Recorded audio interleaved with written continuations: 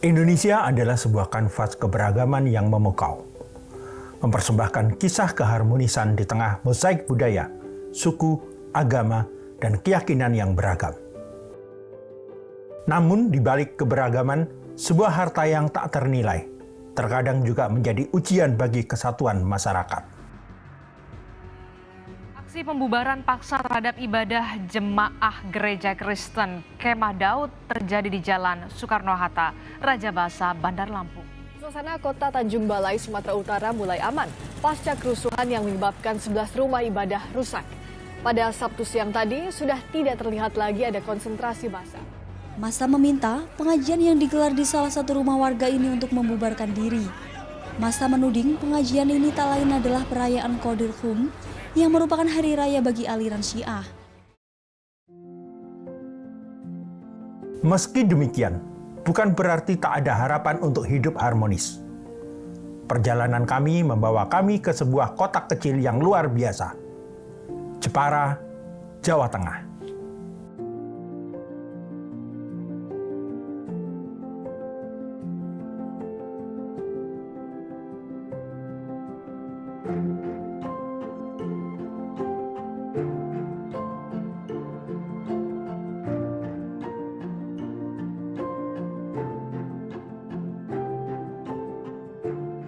Dengan penduduk sekitar 1 juta jiwa, kota ini bukan hanya tempat tinggal, melainkan panggung bagi kehidupan beragama yang dipenuhi oleh kehangatan. Meskipun mayoritas penduduknya memeluk agama Islam, keberagaman diterima dengan tangan terbuka, tanpa adanya diskriminasi terhadap agama atau keyakinan lainnya.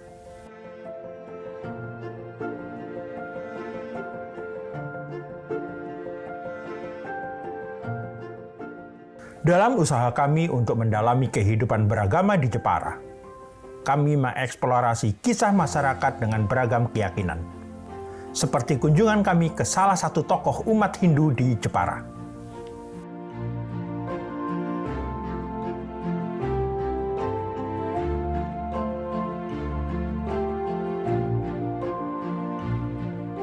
Yang kalau di Pelajan itu, terkhususnya di Jepara ya, yang bisa merekatkan kenapa sih ya orang datang ke sini kan gitu, kok bisa di sebelah barat masjid, tengah sini pura, sebelah timurnya gereja, apa sih? Semua itu karena apa? Persaudaraan.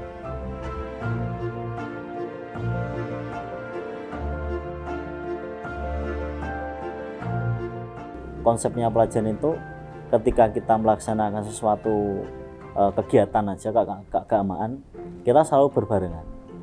Jadi berbarengan dan berganti. Jadi kalau ada teman-teman Hindu melaksanakan kegiatan di bulan Maret, nyepi, dari teman-teman Muslim juga mereka datang untuk membantu. Terus kalau di hari Idul Fitri, teman-teman Muslim melaksanakan kegiatan di masjid untuk sholat Id, ya kita dari teman-teman Hindu dan Kristen juga datang membantu.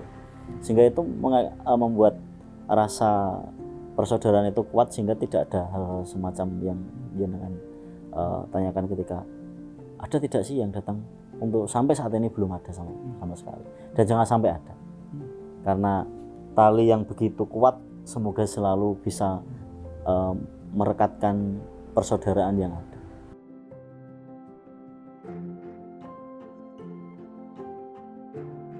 Ya kalau kita ada yang intoleran terhadap kita, ya kita tetap silakan aja mereka intoleran. Yang penting kita selalu menganggap mereka itu saudara kita.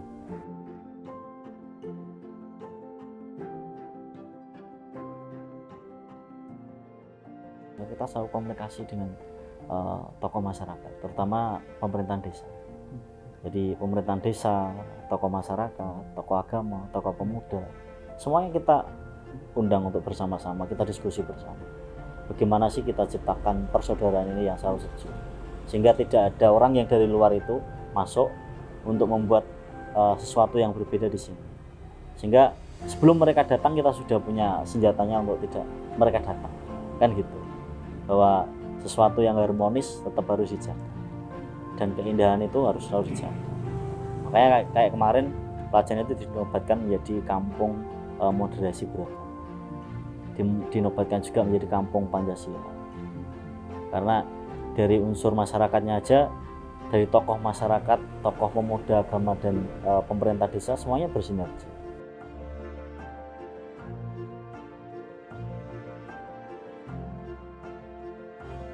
Kalau sudah bisa toleransi terhadap diri sendiri, saya yakin pasti bisa toleransi kepada orang lain dan bisa menghargai orang lain, bahkan menghargai diri kita sendiri. Karena toleransi itu harus bisa toleransi terhadap dirinya sendiri dan juga harus mau menghargai dirinya sendiri dan orang lain. Karena orang mau dihargai harus menghargai orang lain.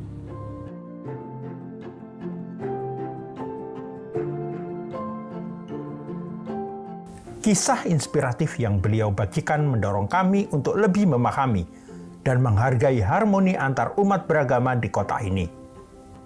Selanjutnya, kami menyambangi tokoh umat Buddha dan Nasrani di Jepara, meresapi keyakinan budaya dan toleransi yang membentuk kehidupan mereka sehari-hari.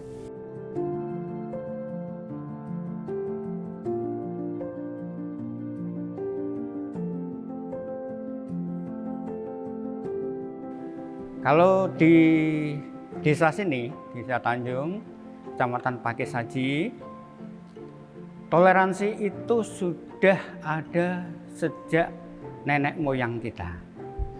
Jadi agama Buddha di sini berdiri tahun 1969.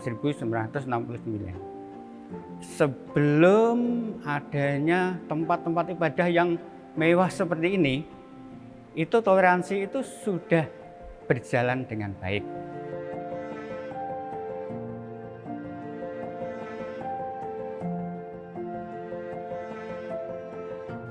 Di desa ini khususnya ya Desa Tanjung, Kecamatan Pakis Haji, Kabupaten Jepara, untuk toleransinya itu sama sekali tidak ada sekat, Pak, di sini. Toleransinya baik itu di hal-hal yang penting. Seandainya suatu contoh saja, kalau ada hari raya Idul Fitri, seandainya seperti itu, Satgas satuan tugas dari Buddha itu ikut menjaga ketertiban di tempat-tempat ibadah seperti di masjid, di musola dan lain sebagainya. Jadi ketika teman kita yang beragama Islam itu beribadah waktu bulan-bulan seperti itu atau tanggal-tanggal 1 Syawal itu, dia beribadah dengan tertib dan aman serta merasa dilindungi oleh teman-teman kita dari agama Buddha.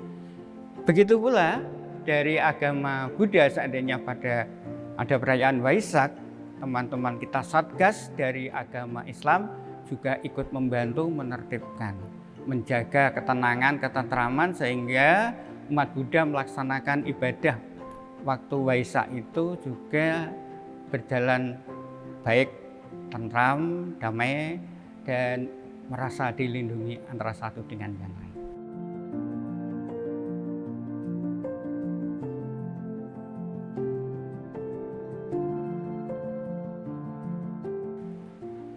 Bahkan ada salah satu umat Buddha yang nikah dengan umat Islam. Ada umat Islam yang nikah dengan umat Buddha. Itu sudah hal biasa, Pak. Dan dilepas secara baik-baik. Orang-orang yang pindah karena menikah itu tadi juga melaksanakan syariatnya masing-masing dengan baik. Tidak pernah mengganggu satu dengan yang lain. Kuncinya adalah pertama karena pemerintahan desa. Yang kedua, teman-teman kita, umat-umat kita, sesepuh-sesepuh kita, tokoh-tokoh kita memang menganjurkan semacam itu. Dan satu yang paling penting adalah kesadaran manusia itu sendiri untuk bertoleransi satu dengan yang lain.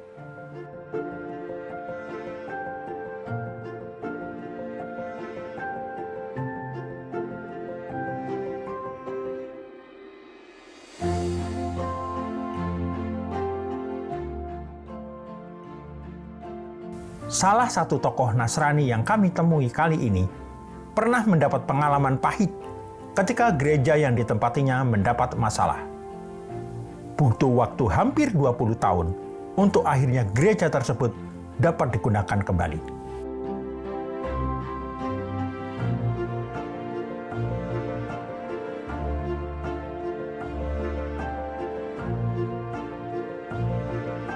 Saya bersyukur perjalanan panjang sudah kami alami terkait pendirian gereja di Dermolo. Yang awal-awalnya memang belum mendapatkan hati di masyarakat, walaupun kami sudah punya izin mendirikan gereja IMB itu keluar tanggal 9 Maret tahun 2002. Jadi setelah itu kami terus melakukan pendekatan, percakapan, berkomunikasi, bersilaturahmi sambil berproses. Memang waktu itu mengalami jalan buntu. Banyak peran dari tokoh di luar Nasrani yang membantu menyelesaikan persoalan tersebut. Ya, sangat banyak sekali. Saya menyampaikan sejarah, menceritakan yang pertama, bukan kami lembaga gereja saja, memang klasis, sinode, bahkan Persekutuan Gereja Indonesia terlibat. Itu secara internal asas gereja sudah banyak terlibat, tapi mentok. Justru yang mendapatkan dukungan atau solusi mediasi yang terbanyak sampai bisa gereja ini ditempati adalah kami didampingi dari Lapas Dam NU Jepara. Ini yang puluhan tahun. Dan luar biasanya tak jemu-jemu mendampingi kami untuk menciptakan toleransi hidup beragama di Dermolo.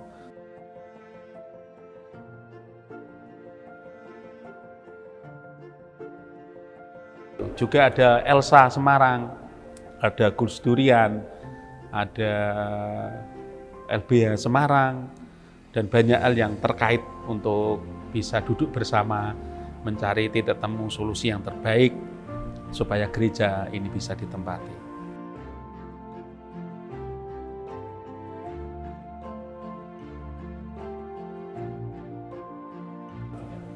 Kalau menurut saya kuncinya jangan mandek atau berhenti untuk jagong.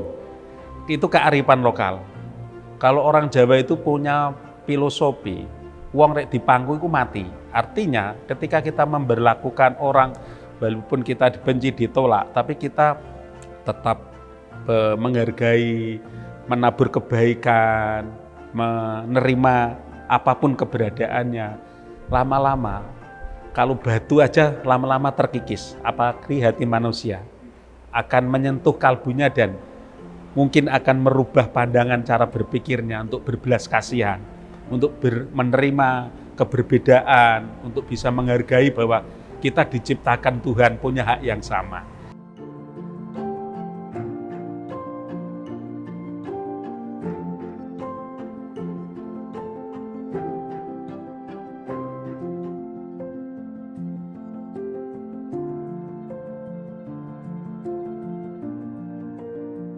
Tantangannya ya ada sebagian pemuka agama atau mungkin tokoh agama yang belum bisa menerima. Artinya ya sebagian kecil lah. Harapan kami ke depan semua tokoh agama harus bergerak bersama. Jangan menutup-nutupi misalnya itu dianggap seperti ini. Karena kita punya tugas di masyarakat, di desa ini kan monggo urusan dogmatika, doktrin agama itu urusan agama masing-masing. Tapi untuk panggilan hidup bersama di tengah masyarakat itu harus kita kedepankan. Misalnya kalau ada saudara kita yang susah, meninggal dunia, itu mari kita ikut terlibat bersama. Dan ini di Dermolo ini sudah terjaga dengan baik. Kami biasa kalau ada kematian dari warga Islam, sampai 7 hari saya mengikuti acara. Demikian juga kalau kita ada kematian, ada kebaktian penghiburan, ada sebagian yang bisa berkunjung langsung, ada yang setelah ibadah baru jagong, dan itu merupakan bentuk satu toleransi hidup beragama di pedesaan, di desa itu. Wujudnya seperti itu.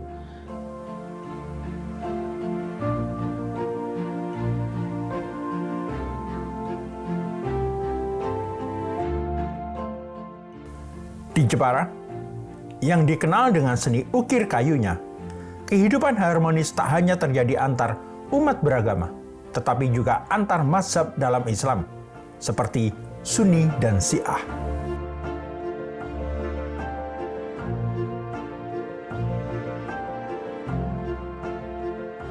Kami bertandang ke kantor Ahlul Bait Indonesia di Jepara. Ahlul Bait Indonesia merupakan salah satu ormas Islam yang bermazhab Syiah.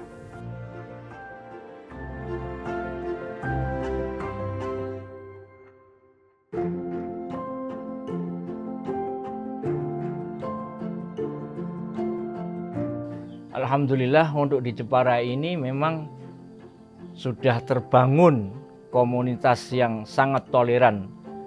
Makanya dari itu saya tidak heran ketika pemerintah pusat menghadiahi Kabupaten Jepara sebagai kabupaten tertoleransi atau mendapatkan predikat Harmony Award.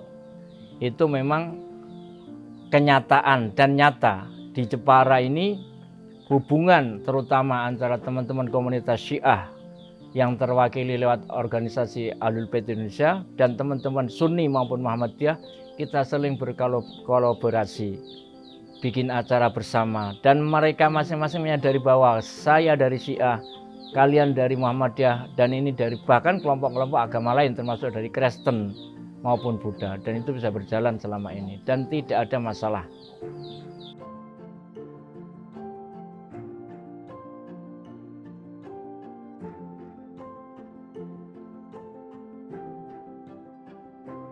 Oh, memang ini perlu perjalanan yang panjang, perlu kerja keras. Jadi di samping memang hubungan sejarah yang panjang dulu, terus diteruskan sama generasi berikutnya dengan kita bekerja keras, bersilaturahmi ke berbagai kelompok, kita datangi mereka, kita kenalkan pondok kita, ini loh kita, dan sosialisasi ke masyarakat apa yang kita lakukan di bidang-bidang sosial, itu ya mungkin salah satu yang membuat di Jepara toleran bisa terbangun dengan baik.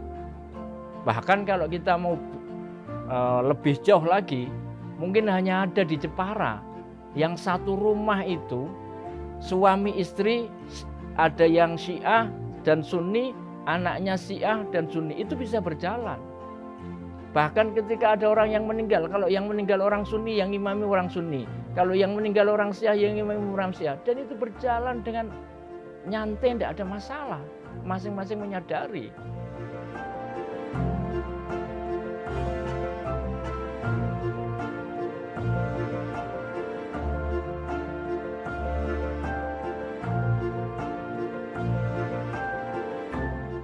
Ya memang perlu keberanian Mas Billy, tidak semudah yang kita bayangkan, tidak semudah yang kita tulis.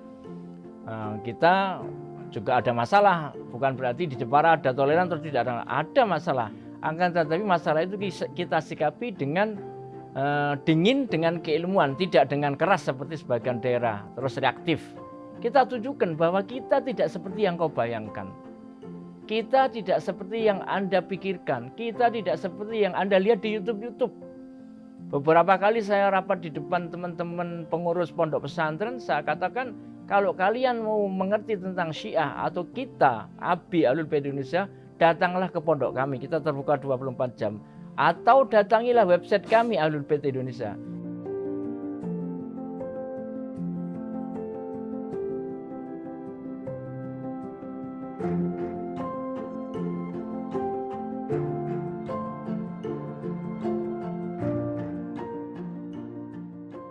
Saling memahami.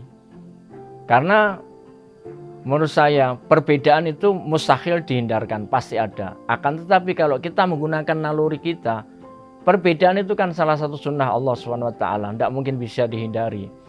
Yang penting saling mengerti bahwa tujuan kita sama. Cara kita yang hanya berbeda. Perbedaan itu hanya sedikit, tidak begitu fatal sih. Yang penting Tuhan kita sama, kiblat sama, Quran sama.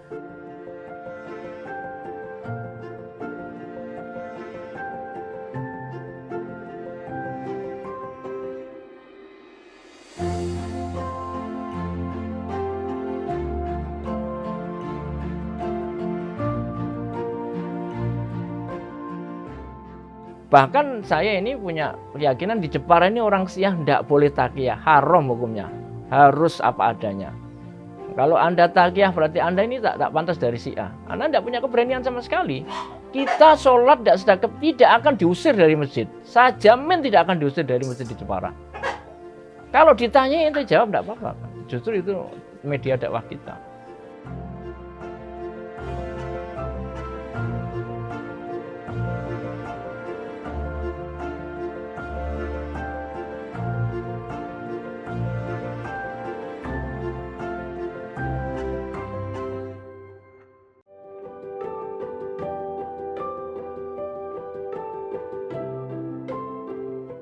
Selanjutnya, perjalanan kami berlanjut ke Dukuh Kauman, Bangsri, Jepara.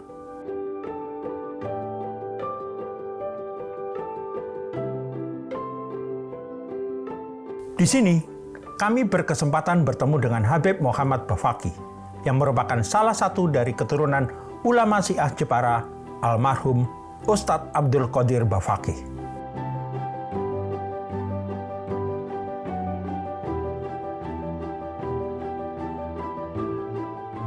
Dalam percakapan kami, beliau membagikan cerita tentang bagaimana ayahnya dengan tulus mengajarkan nilai-nilai toleransi kepada umat muslim di Jepara.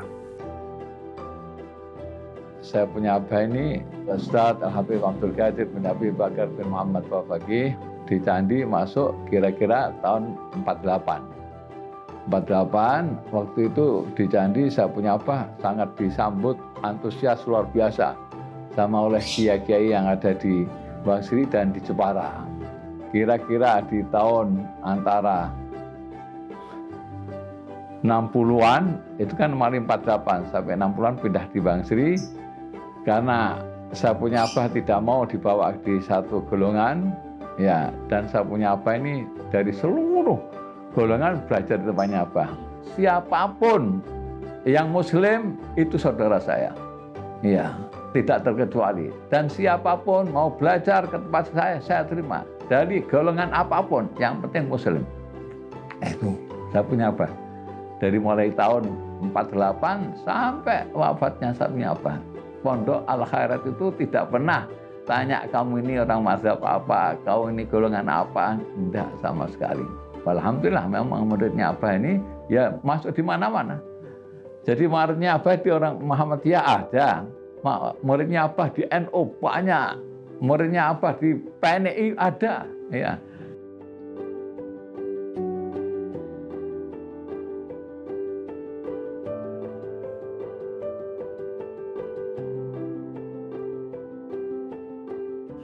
Kalau awalnya memang ya banyak rintangan, jelas ya.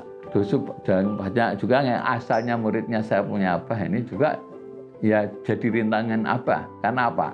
Abah mau dikirim ke satu golongan, abah nggak mau.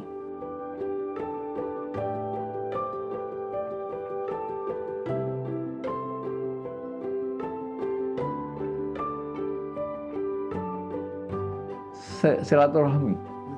Jadi kalau kita ini ada apa-apa, ya kita panggil semua tokoh-tokoh yang ada itu. Kebetulan masih family juga. Ya, wah mereka juga, beliau-beliau ini juga kalau ada apa-apa ya panggil saya. Jadi silaturahmi ini tetap, misalnya saya punya keluarga, misalnya wafat, ya yang datang ya hadir, masya Allah, dari semua golongan. Seperti saya punya istri kemarin waktu wafat, yang hadir dari Muhammadiyah luar biasa, dari NU lebih lagi luar biasa, ya, tidak ada kan. Jadi kalau caranya mau bikin ukhuwah tadi itu. Jadi kalau ada apa ya kita datang. Ada susah kita datang, ada senang kita datang. Juga kita sendiri kalau kita susah kita senang ya kita panggil, dan mereka beliau-beliau ini juga alhamdulillah tanpa diundang datang, alhamdulillah. Ya seperti umat Islam yang lainnya.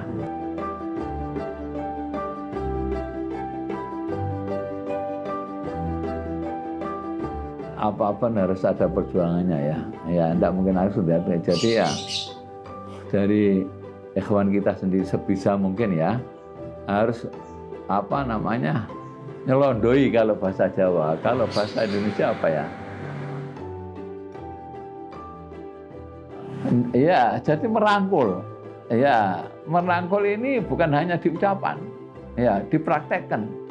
Jadi kalau dari kita punya saudara ini ada sakit, harus kita tengok ada apa, kita senang juga. Dan kita sendiri kalau sakit ya pasti dikunjungi karena kita punya hajat apa kita panggil. Itu. Dan sesuai apa ajaran Rasulullah yaitu.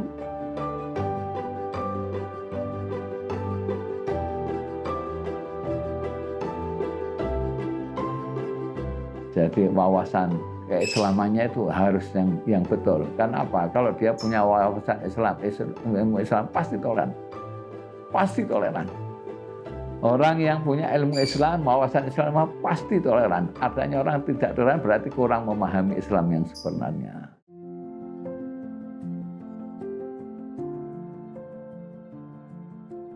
Malam harinya, kami bertemu dengan tokoh Nahdlatul Ulama Jepara yang menjelaskan betapa harmonisnya hubungan antara Sunni dan Syiah di kota ini. Kiai Hisam menceritakan bahwa keharmonisan ini tidak hanya didasarkan pada toleransi agama, tetapi juga pada akar budaya yang kuat, dengan saling mengenal dan menghormati budaya satu sama lain. Sehingga keharmonisan ini tetap terjaga.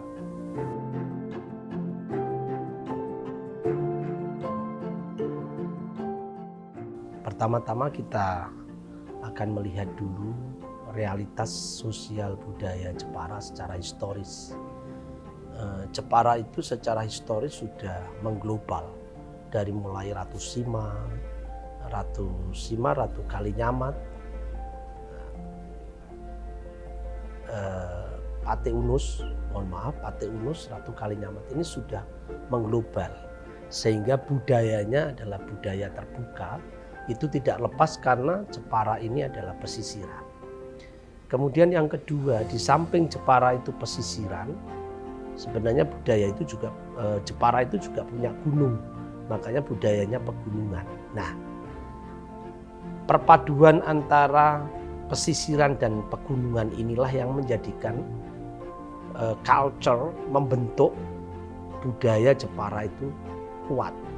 Yaitu perpaduan antara pesisiran yang terbuka dan pegunungan yang tertutup. Nah, dari sinilah sebenarnya membentuk sekali lagi budaya yang kuat, di mana budaya ini budaya toleransi yang dipengaruhi oleh budaya pesisiran, dan budaya yang kuat memegang teguh budaya keterbukaan itu yang dilandasi oleh budaya pegunungan. Nah, ini terus-menerus membentuk sampai sekarang. Sehingga globalitas dari pertama yang itu bermacam-macam suku, bermacam-macam agama atau lintas agama, lintas suku. Ketika hadir di Jepara, dia punya kekuatan, dia punya sinkronisasi yang kuat, dia punya akar yang kuat. Sehingga apa? Model apapun yang datang ke Jepara, dia akan sublim, dia akan mengikuti budaya Jepara. Dia akan berinteraksi dan berpartisipasi dan berakulturasi dengan budaya Jepara. Nah, disinilah sebenarnya akar budaya Jepara yang kuat, sehingga ketika dikoyak oleh isu-isu perbedaan, oleh isu-isu konflik atas dasar suku, atas dasar agama, atas dasar aliran, Jepara terhindar dari itu semua.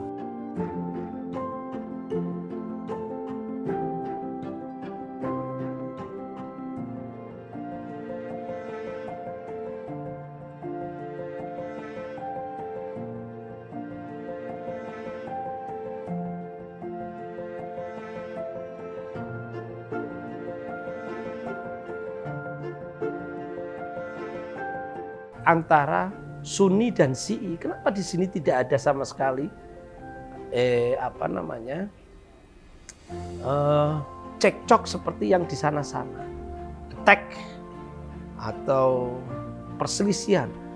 Karena yang dibawa bukan budaya-budaya kekerasan, tapi yang dibawa adalah budaya pesisiran yang disinergiskan dengan budaya pegunungan. Dia sublim, masuk ke sini ya harus mengikuti budaya itu. Kemudian tidak kita mengikuti budaya-budaya dari luar. Sehingga apa?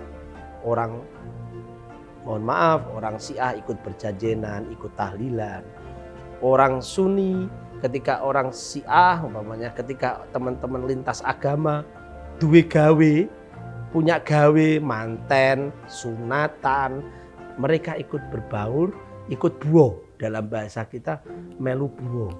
Nah, ikut buo, ikut andar beni, ikut menjadi panitia bahkan dalam kegiatan. Karena tadi membudayakan, kita turunkan sedikit, membiasakan hal-hal yang bersifat positif, hal-hal yang bersifat keterbukaan dan ketertutupan yang satu sama lain saling mengkait. Itu yang menjadi akar.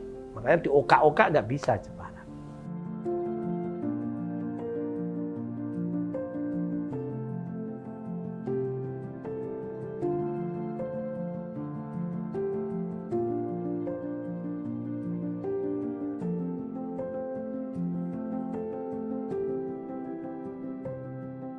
Orang Syi'i ketika ada di Jepara, dia sadar budaya ada di Jepara sehingga tidak ada gap. Itu yang pertama. Yang kedua apa? Membiasakan diri untuk tidak berbicara tentang perbedaan. Tapi membiasakan diri untuk berbicara tentang bagaimana interaksi sosial ini harmonis. Ini yang perlu. Di Jepara itu semuanya membicarakannya harmonisasi, bukan konflik. Syi'i yang ada di Jepara itu adalah Syi'i kultural, tidak Syi'i struktural. Karena apa? Pembawa Syi'i ke Jepara itu adalah sudah merakyat sebelumnya, sudah dikenal rakyat sebelumnya, sudah dikenal masyarakat sebelumnya, dan sudah dalam konteks ini tanda petik sudah sadar budaya. Sehingga tidak ada gap sama sekali di situ. Nah, oleh sebab itu menurut saya Jepara ini bisa jadi ikon, bisa jadi replikasi dari seluruh perbedaan-perbedaan. Tidak hanya Syi'i, perbedaan-perbedaan dimanapun yang membawa aliran. Dia harus sadar budaya dimanapun.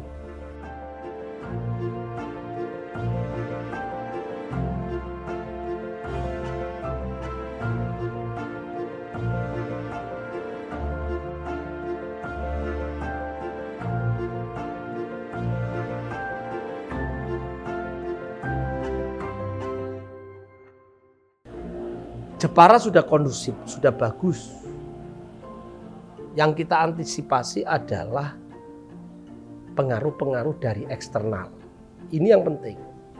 Jepara itu saya yakin sudah kondusif, sudah bagus. Dan pengaruh dari eksternal ini, secara internal tidak ada masalah Jepara. Tapi secara eksternal inilah yang kita harus antisipasi. Nah, solusinya bagaimana kita mengantisipasi pengaruh-pengaruh eksternal yang ingin dalam tanda kutip mengobrak-abrik kerukunan Jepara. Solusinya adalah apa? Kita memberitahu, yang pertama kita memberitahu kepada mereka bahwa Jepara punya budaya. Jepara punya budaya secara turun-temurun, bahwa budaya Jepara adalah budaya yang sinergis antara pesisiran dengan pegunungan. Itu yang pertama. Yang kedua, kita sendiri membentengi. Caranya gimana membentengi?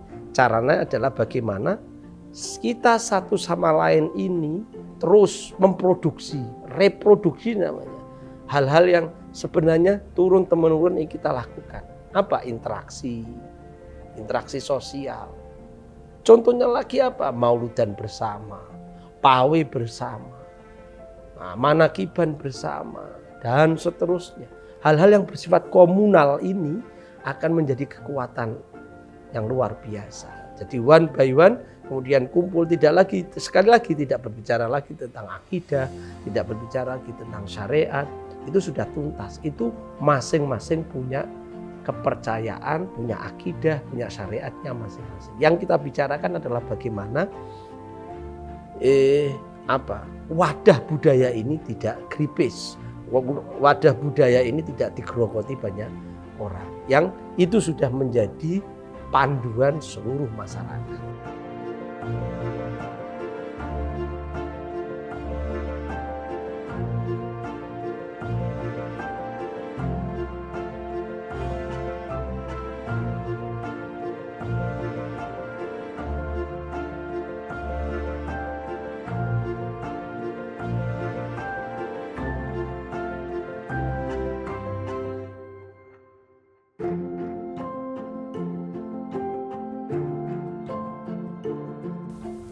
Ketua Majelis Ulama Indonesia Jepara menekankan bahwa kesadaran toleransi sudah terbentuk sejak lama di masyarakat Jepara.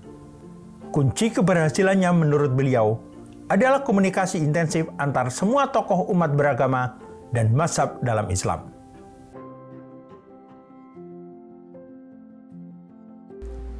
Jauh sebelum Forum Kerukunan Umat Beragama FKUB lahir, di Jepara telah lahir ormas, organisasi kemasyarakatan dari berbagai agama, namanya Forkam, Forum Kerjasama Antar Umat Beragama, sejak tahun 99 sampai dengan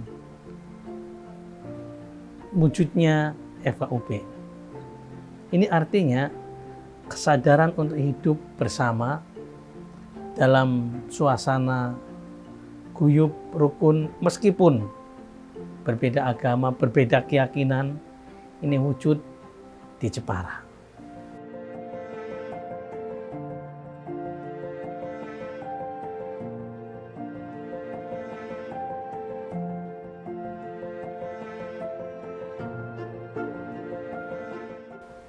Kami mengedepankan komunikasi lebih utama, karena berkat komunikasi yang intens antar tokoh, antar warga masyarakat pemeluk agama, itu akan wujud satu toleransi. Toleransi terbangun dari wujud komunikasi. Jadi bermula dari komunikasi yang intensif. Ada persoalan apa, ada yang perlu dirembuk, dikomunikasikan. Disitulah kemudian ada kesadaran bersama dan wujudnya toleransi.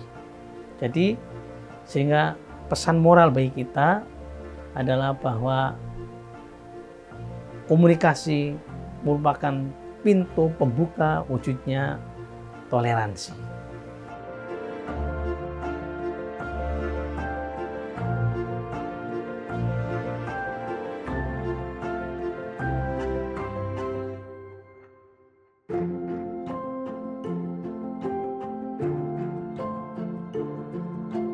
Setiap kali Ahlul Bait, setiap kali teman-teman ABI melakukan acara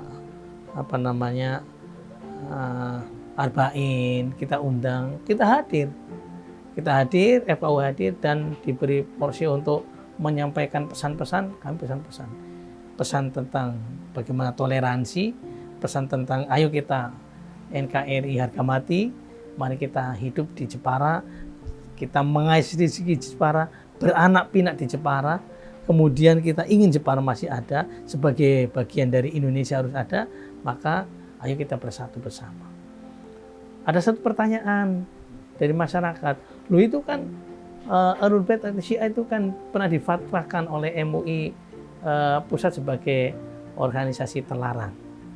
Mohon maaf, kami di Jepara memiliki keyakinan bahwasanya fatwa sebagai second opinion, ya kita harus melihat lagi ke bawah bahwasanya seril teman-teman Ahlul Bait itu mengakui keindonesiaan, keagamaan keindonesiaan dan memiliki jiwa toleransi, memiliki jiwa humanisme. Maka harus kita lakukan dengan sebagaimana mestinya. Jangan dirisaukan dengan adanya fatwa tersebut. Fatwa itu sifatnya tidak mengikat. Yang penting bagaimana iklim kondusif iklim kondusif dan suasana rukun aman itu lebih penting dari sekedar membincang tentang fakta.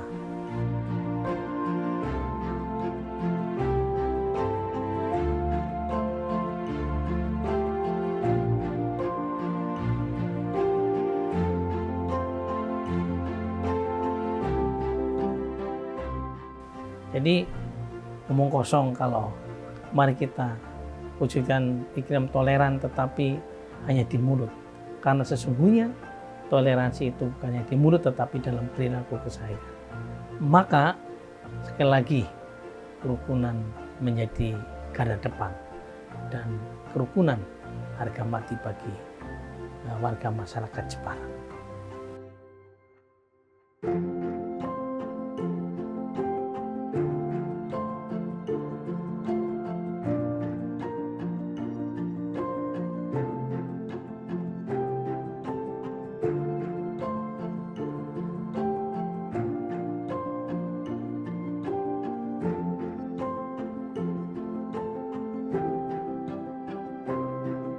Kami juga melibatkan pemerintah Jepara dalam narasi ini. Dengan mengunjungi Kaisbangpol sebagai lembaga pemerintah yang berperan dalam menciptakan harmoni antar umat beragama dan mazhab di Jepara.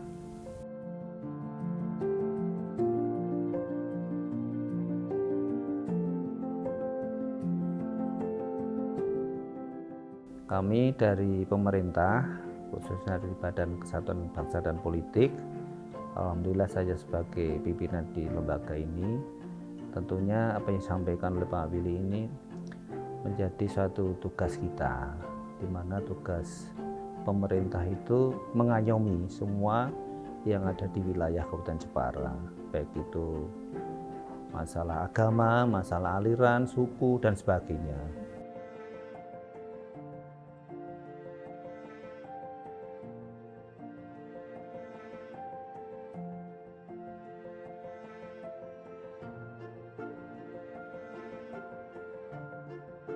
Di Jepara, langkah-langkah yang dilakukan oleh pemerintah ini tentunya sangat masif sekali, di mana kami selalu berkomunikasi, mengumpulkan ya dengan beberapa tokoh ya, baik itu tokoh agama, tokoh suku ya, tokoh aliran, masyab dan sebagainya. Ini penting ya, karena memang kita tahu bahwa masyarakat kita masyarakat heterogen ya. Untuk menjaga keharmonisan itu memang yang terpenting bagaimana pemerintah itu bisa mengayomi, melindungi dan lebih lagi memberikan fasilitasi ya, supaya mereka sama-sama berkembang, bergerak untuk kemajuan wilayah ini, khususnya wilayah Kabupaten Jepara. Dan alhamdulillah memang kami selalu mengajak ya. Kebetulan di Kesbang ini juga perannya ke sana ya. Kita kan ada tugas untuk memobilisasi ormas ya. Nah, ormas ini komponennya juga ada ormas yang agama, ormas sosial, ormas kepemudaan dan sebagainya. Ini kita sering kumpul, kita kasih edukasi, kita kasih informasi ya. Apalagi ini di masa-masa saat ini ya, masa tahun politik, memang kita bekerja keras. Dan alhamdulillah nanti insya Allah nanti kami berusaha untuk mengundang ya tokoh-tokoh agama dengan cara santai aja ya, dengan cara tidak terlalu formal, dengan minum kopi sudah ngobrol karepe dhewe, tapi ada nilai yang dibangun di sana, yaitu menilai kebersamaan, nilai keragaman, nilai toleransi, nilai bahwa kita itu mempunyai peran yang sama, yaitu bagaimana bangsa ini tetap bersatu, bangsa ini tetap maju, bangsa ini tetap berkembang. Karena kita bersyukur ya dengan keragaman seperti ini, heterogen seperti ini ya, kita masih utuh ya. Apalagi sudah berpuluh-puluh, tidak satu negara pun sama seperti kita, tapi kita lebih kuat daripada negara-negara yang lain. Inilah yang kita buktikan dan kita harus perjuangkan terus sampai lama sekali, dan mudah-mudahan apa yang kita perjuangkan selalu dapat ridho dari Allah Subhanahu wa taala. Saya yakin Allah akan melindungi kita semuanya.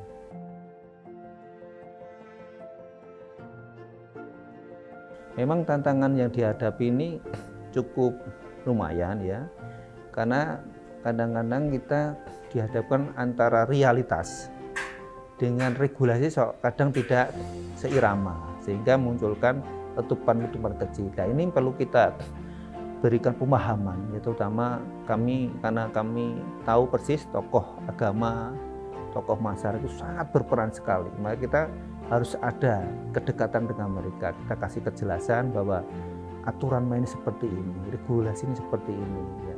Ya, dan kesadaran sepenuhnya, ya tentunya hambatan-hambatan ini akan lebih longgar lah, bisa diterima, meskipun itu perlu proses.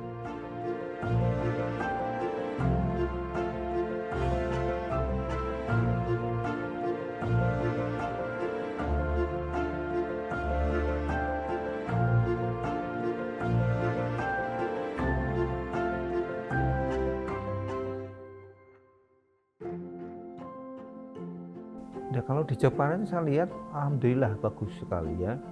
Jadi MUI sebagai pintu masuk semua kalangan ya, khususnya kalangan agama dan arti ya segala aliran di sana, itu memfasilitasi semuanya ya. Tadi saya cerita ya, ada tokoh Syiah ya, itu juga hadir di sini, kita terima dengan baik ya. Bagaimana juga ini juga orang Muslim semua ya, soal itu kan menjadi keyakinan masing-masing, tapi yang terjadi di kita ya kondusif sekali, saling menghargai, saling menghormati, setiap momen juga kita undang ya.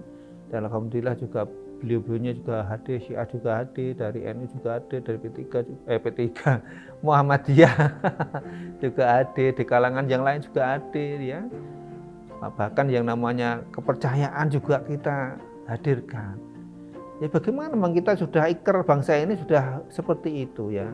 Makanya kalau ada hal yang tidak menunjukkan tidak harmonisan itu memang kita menjadi catatan khusus, kita harus mengurai masalahnya apa sehingga kita bisa mendeteksi dini ya. Kita kan kebetulan juga ada tim nama tim Basdinda, kewaspadaan dini daerah. Itu semuanya intelijen semuanya ya. Dari kami, dari kepolisian, dari Kodim, dari BIN ya, dari BAIS ya, dari kejaksaan ya. Intelijen ini memetakan situasi dan alhamdulillah kami melihatnya masalah itu tidak menjadi problematik ya. Kita terbukti kemarin juga tadi Pak Nasir menghentikan kalau kita dapat penghargaan dari Kemenak ya, apa itu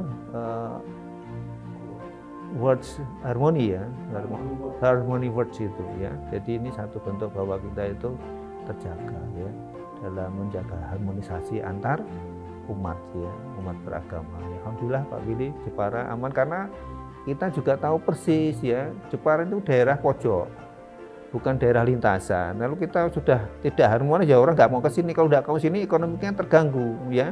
Padahal kita punya potensi alam ya yang luar biasa.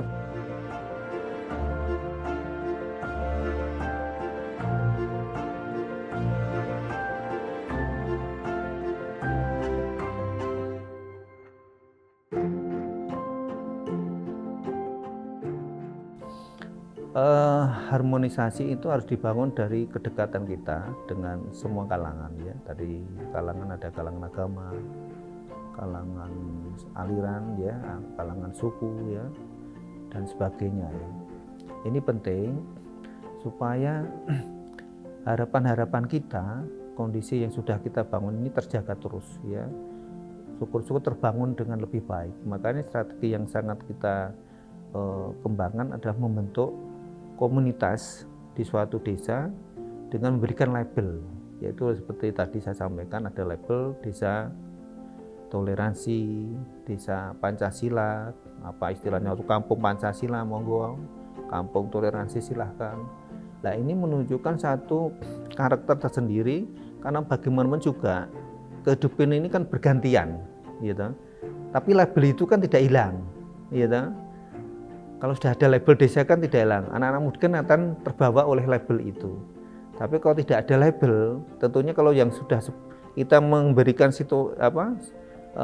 kondisi seperti itu, kalau yang tua sudah hilang kan juga akan butuh lagi, hal yang baru lagi. Tapi kalau sudah ada label, tinggal kita menatanya, karena kita sasarannya memang generasi-generasi muda yang nantinya memperkuat kerukunan di masyarakat. Apalagi kita tahu Pak Gili bahwa kita situasi tidak sama seperti kita waktu dulu ya. Sekarang kita dihadapkan namanya teknologi media sosial. Ini sangat berbahaya sekali, di mana setiap orang dengan segala kepentingan bisa menyampaikan pikiran dan keinginannya di sana. Nah, kalau keinginan itu positif, oke lah kita terima. Kalau negatif, dengan situasi yang seperti dan anak-anak muda semuanya ya memiliki media sosial seperti itu kan tidak mudah. Makanya label tentang itu menjadi prioritas kita supaya dia terjaga. Oh, desa saya kok seperti ini. Oh, kok ada berita ini. Kita cek dulu apa benar, karena kita sudah berikrar di desa toleransi dan desa Pancasila seperti itu. Nah, ini kita sedang berjuang terus. Mudah-mudahan dalam waktu dekat nanti ada lagi desa lagi meskipun butuh waktu ya. Memang kita kadang-kadang formalitas ya, tapi formalitas itu juga penting supaya nanti kita lebih mudah mengguidenya.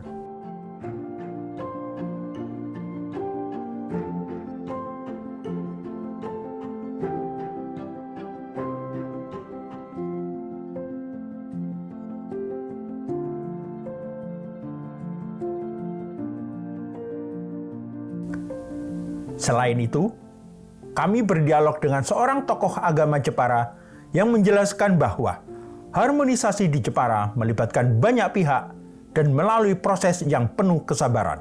Dalam proses ini, kesadaran akan pentingnya toleransi tumbuh di kalangan masyarakat Jepara. Apa yang terjadi di Jepara sebenarnya adalah sebuah proses panjang ya. Sebuah proses panjang, misalnya kedamaian, toleransi, sunnah Syiah di Kabupaten Jepara. Tidak hanya sebuah kecamatan, tapi di sebuah kabupaten dan bahkan menyebar ke tempat lainnya. Tentu tidak mungkin terjadi begitu saja tanpa ada usaha-usaha, tanpa ada sebuah proses. Jadi prosesnya sangat panjang sekali. Nah, saya lihat tentunya ke proses itu kita harus lakukan. Kita lakukan komunikasi dengan tokoh-tokoh yang lain, mengenalkan identitas diri kita apa adanya, yang kemudian mereka tidak lagi curiga. Orang tadinya biasanya salah satu penyebab yang menjadikan orang itu konflik itu ada perasaan su'dzon, prasangka buruk. Wah, jangan-jangan nanti begini, jangan-jangan nanti begini. Itu wajar-wajar saja karena memang satu sama lain saling tidak mengenal dan tidak memahaminya. Nah, ketika kemudian terjadi interaksi baik, silaturahmi, membangun hubungan komunikasi yang baik, maka sifat su'dzon itu kemudian tidak ada. Maka terjadilah apa yang sekarang Anda saksikan di Jepara dan sekitarnya ini, harmonisasi terbangun dengan baik, baik antar umat Islam, antar madhab maupun antar umat beragama. Hubungan kita dengan pemerintah baik, dengan tokoh-tokoh dan ormas yang lainnya juga baik.